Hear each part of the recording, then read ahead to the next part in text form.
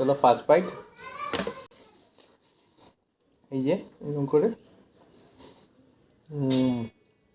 খাবে, বন্ধুরা অনেক স্বাদ হয়েছে, জাস্ট অসাধারণ। এরকম করে গ্রাসটা নিয়ে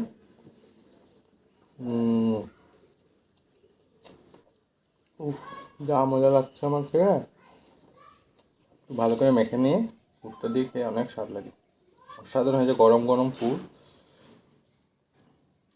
চলো ফার্স্ট বাইট, আবার সেকেন্ড পুরে।